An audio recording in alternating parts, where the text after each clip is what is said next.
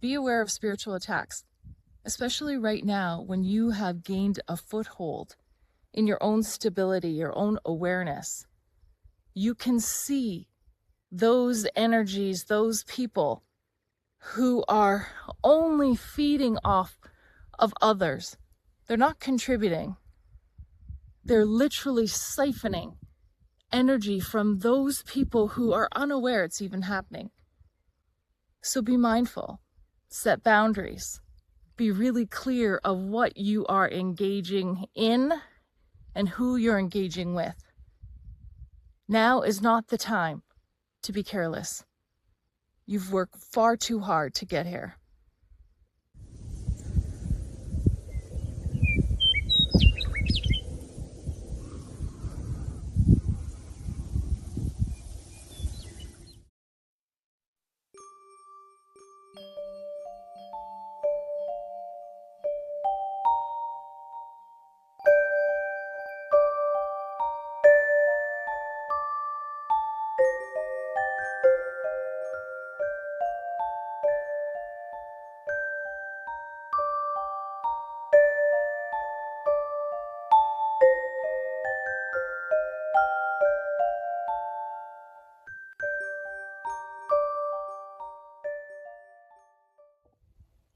Hi, and welcome back.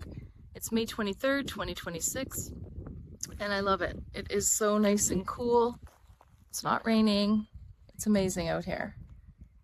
And I'm noticing less and less noise, less and less distractions, less and less things coming in so blatantly. But what I have also noticed, okay, like that. I was just gonna say, the subtle spiritual attacks. And in the past, when I would hear spiritual attacks, I would think, wow, that seems really far-fetched. I believed in energetic attacks. I believed in that sense and that feeling and knowing when you come into a room or you're with someone and you just feel heavy. You feel as though there is a manipulation happening in the background. You can't put words to it, but you can feel it and sense it and know it. That your energy is being drawn from you without your consent, without your knowledge. And so lately, even though those things aren't coming straight at us and they're not so noisy, they're coming in different shapes and forms. And just like with all energy that tries to connect, we're energetic beings. We're always seeking a connection. That goes for everyone, regardless of frequency. And so recognizing that, the higher frequency you are, the higher energy, the higher you are in positivity and hopefulness and things that are desirable, they're appealing, they're attractive. The more you're going to draw out that low frequency that is really desperate and in need for that high frequency, high energy, because they can't seem to cultivate it on their own or connect with their own.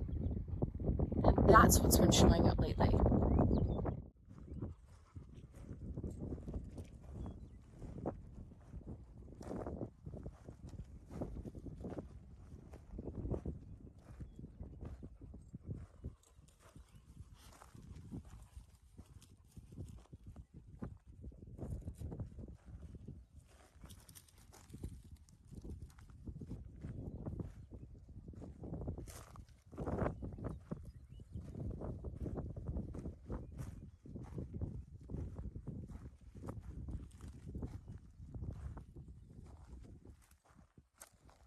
Anyone will tell you that the more successful you are, the more people come out of the woodwork.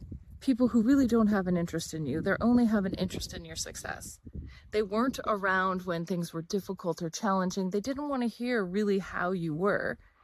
They may ask you how you are, but they weren't even ingesting your answer or interested in assisting or helping from a place of what you are actually needing. These people start to show up. these are the people we're talking about, the ones that are lacking in energy, that connection within themselves. They can't cultivate that frequency and energy to rise themselves up, so they have to attach themselves to others who already have it going on. It's like connecting to a battery that's been charged and is fully ready to go, and it's a quick charge. It's a quick charge because it's already sitting there waiting for you to use it. But when you don't allow someone to connect, and you're aware and you check it out to see, is this someone who is genuinely interested in this connection? Does that make sense? Challenge it, question it. Don't go the extra mile. Don't fill in the gaps of things that they might be feeling or they might be saying and not saying and making excuses for them. Don't do it. Instead, hear them out, be respectful, but only engage as much as you're comfortable engaging, and trust that instinct, that intuition, that knowing that either says, something's not right here. Because we know we've been there in the past too many times where we have pushed that aside in this idea that being nice is the way forward. Being nice will pay off. Doing the right thing is the way to go.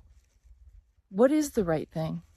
The right thing is trusting yourself and following that rather than trying to assume and interpret something someone is actually not saying.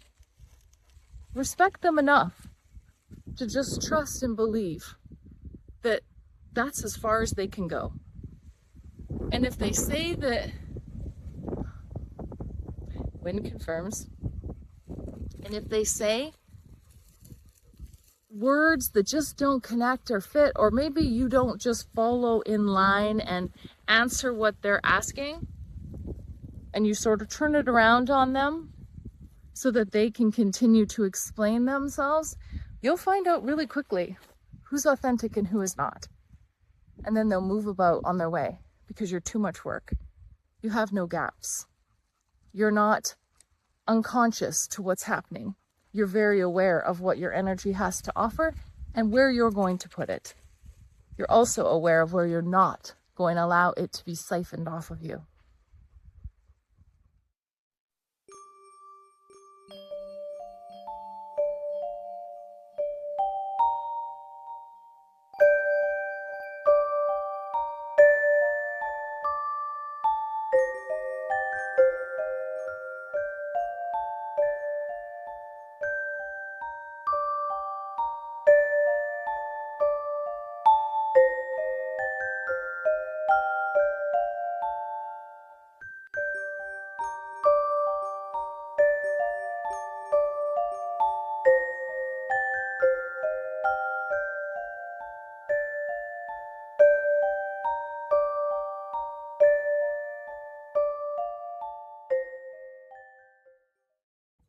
I've had so many experiences with dark energy, low frequency, really, really dangerous situations, quite frankly. But also really subtle, very calculated, psychopathic, sociopaths. Those people, those energies that operate on a whole another level of energy manipulation. And once you see it, you can see it from a mile away. And once you know who you are and you have the confidence to stay in your position and maintain boundaries, nothing can touch you. It doesn't matter how strong they are or how strong they think they are. Your autonomy, your aura, your energetic presence is protected, divinely protected, because you're connected to a life force that is all about authenticity and moving in a way that is in alignment with that, not in taking from someone, but from respecting boundaries and appreciating.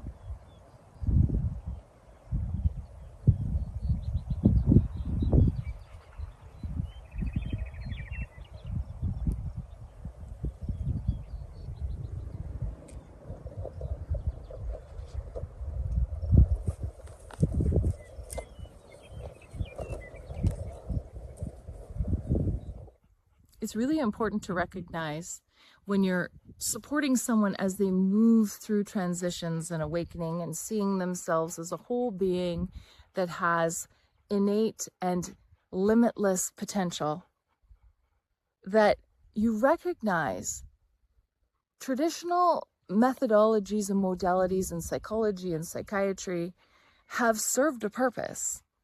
And we have spoken about this at length, about diagnosing people rather than allowing them to really truly express how they're feeling, what they're seeing and feeling and sensing and knowing, without diagnosing them and othering them and then giving them a medication. It's so critical to recognize that part of who we are, that soulful nature, because it's speaking to us, it's telling us, it's warning us, it's guiding us. And if we shut that part off, no wonder we feel lost. No wonder we feel as though we don't know what we're doing here, where we're going, that lack of connection, because we haven't been permitted to really openly express ourselves. And that's one thing that I really appreciate lately in the last couple years. More and more people just openly saying it like it is, without fear of repercussion, dealing with it as it comes. Because the more people who do that, the more we begin to challenge and question what has been restricting our potential, our path. And the more people who get in line, collective, the more people begin to see and express themselves in ways that is divinely unique to them. And their puzzle piece then fits together with others. And it's so important during this process not to become so fixated on one way of doing things, because then you're back into that mentality of, this is the way, this is spiritual, this is what spirituality looks like. And anything outside of that then is othered. It's being mindful of that. So tying it back to spiritual attacks, it's this recognition that we have been gaslighting ourselves because we were gaslit in everything we have done, to believe that there was only one way to see the world, only one way to perform, only one way to deal with the challenges we were experiencing. And by not really expressing and identifying how we truly feel, it limits us. And if we have no outlet where we can actually say it like it is, then what? How is that beneficial? How is that useful? If you have to edit yourself, even if you are really feeling something dark and you're struggling and you have seen things or experienced things or noticed things, and you have no place to place that or put that, and then you go into a therapy session with someone who isn't comfortable with themselves, soulfully connected, been through the darkness, really recognizing all the places that they had challenges and things they had to work through, and not seeing themselves as an expert, but more as a student, constantly learning and evolving, and then offering what they know. Those spiritual attacks, those energetic attacks, which are outside influences trying to gain some kind of foothold in your psyche, in your knowing, to cause you to question yourself, to not allow you to fully step into the role that was meant for you. It's breaking those barriers down and really allowing ourselves to communicate openly, to share transparently, to be authentic, not overpowering someone else, not diminishing someone else, not canceling someone else because they don't believe what you believe or how you see it. It's completely in line with worry about your own business and help when you can help and support when you can support and ask for help when you need help. It's so basic. It is so basic, and yet it seems so extreme in an environment that says, keep it to yourself, not too far, and if you go too far, we'll make an example of you. Not anymore. Not anymore.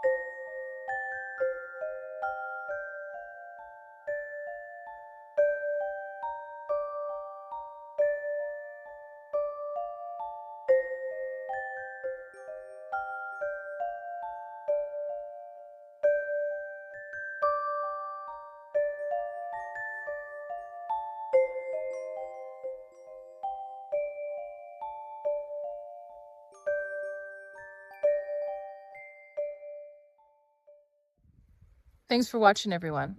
For commenting, sharing, liking, and fingers crossed, hopefully subscribing. I would love for you to help me reach 1,000 subscribers. That would be so fantastic. And thank you for being here and sharing in our collective journey to create a future we want to live in rather than we're forced to exist within. So until next time, stay safe, stay connected, and we'll see you really soon. Bye.